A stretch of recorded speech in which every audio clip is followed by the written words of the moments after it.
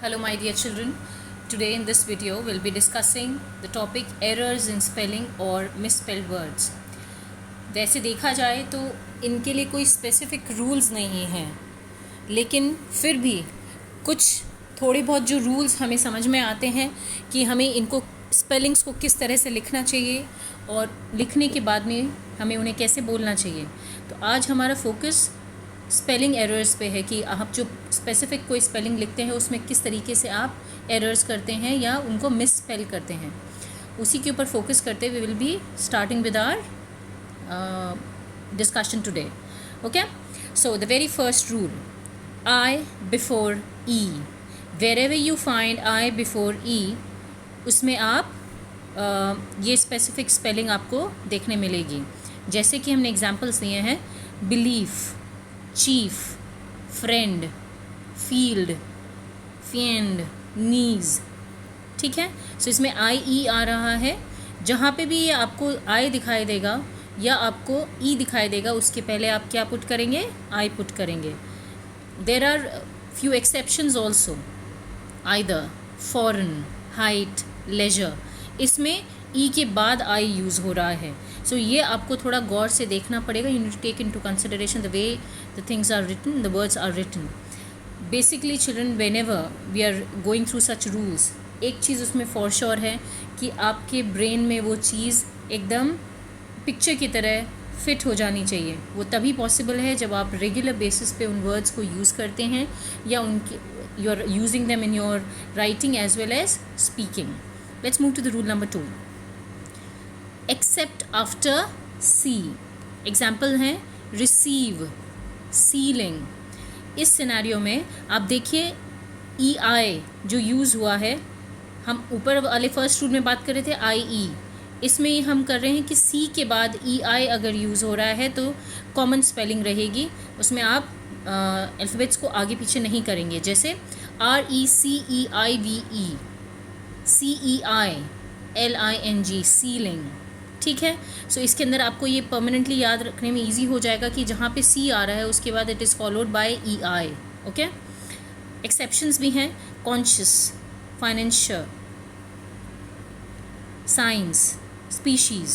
Okay, now rule number 3, in long a words like neighbor, way, long a ये actually a नहीं है, ये neighbor, a, this sound, this is long word.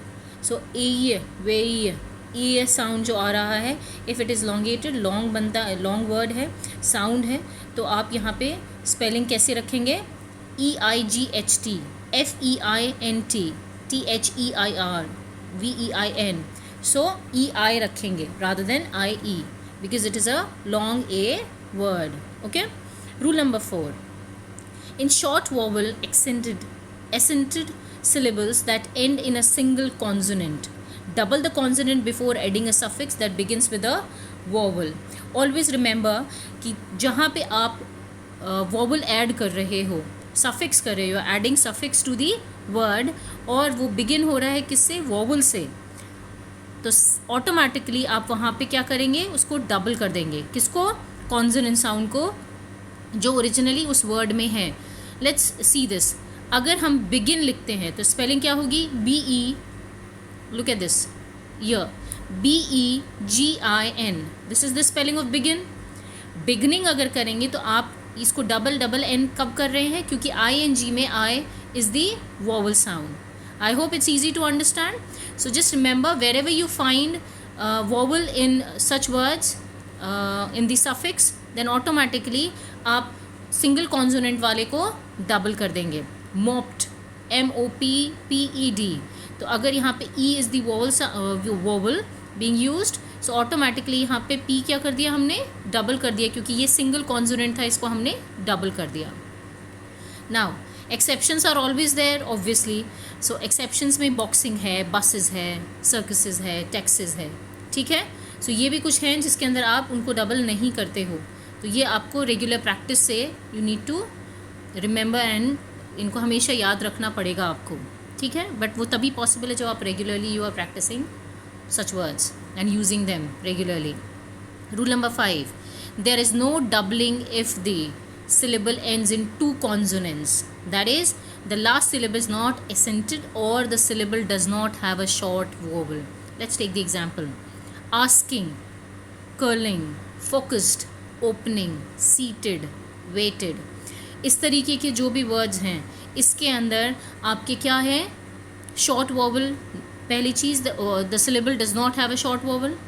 ED form आ रहा है, ING form आ रहा है, बट इसमें आपको क्या ध्यान रखना है, there is no doubling if the syllable ends in two consonants.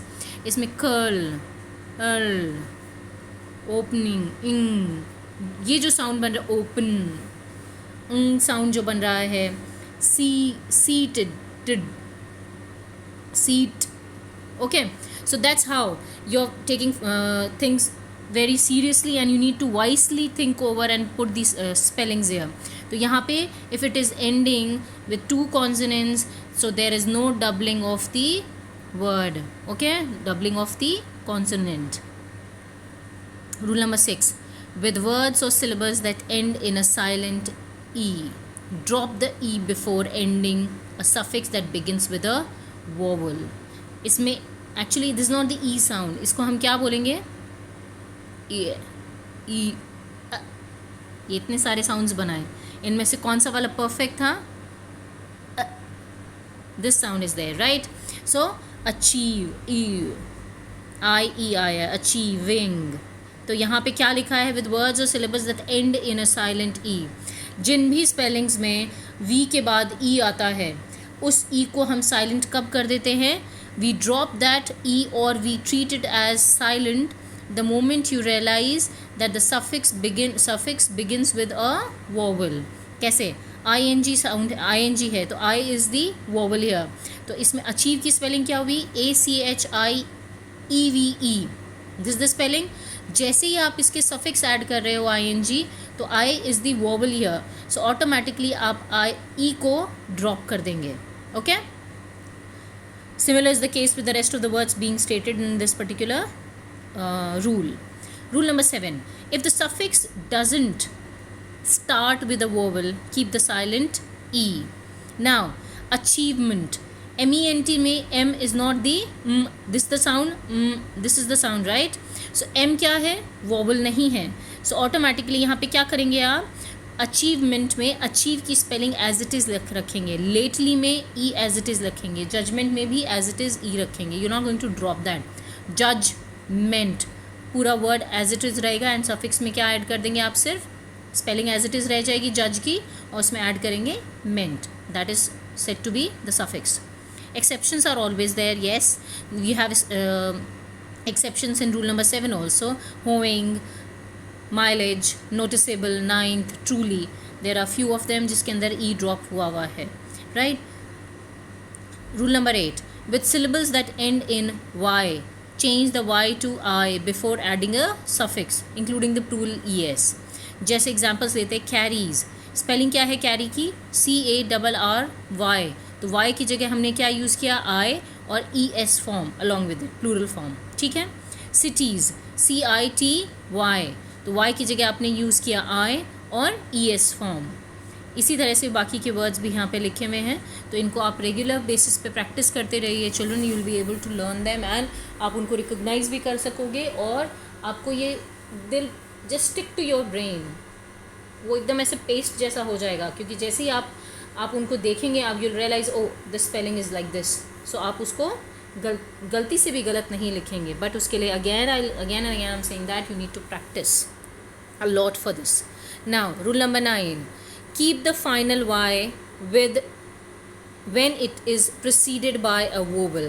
Vowel sound अगर है तो y को हम as it is रखेंगे. जैसे keys, monkeys, plays. अब आप देखिए इसके अंदर e जो वर्ड है, EYS, KEYS, e is it is preceding किसको, y को. सो y को अगर वॉवल साउंड प्रोसीड कर रहा है तो उसके अंदर हम क्या करेंगे, y को एज इट इज़ रखेंगे, उस जगह हम I भी नहीं लिखेंगे और ES भी नहीं लिया है हमने, ठीक है. Just remember that. Rule number 10. When the suffix begins with I, since English words do not typically have 2 I's in a row, there are exceptions, but majorly you'll see कि आई को हम डबल हुआ हुआ बहुत रेयरली देखने आता होगा, जैसे बेबीश, कैरिंग, मैरिंग।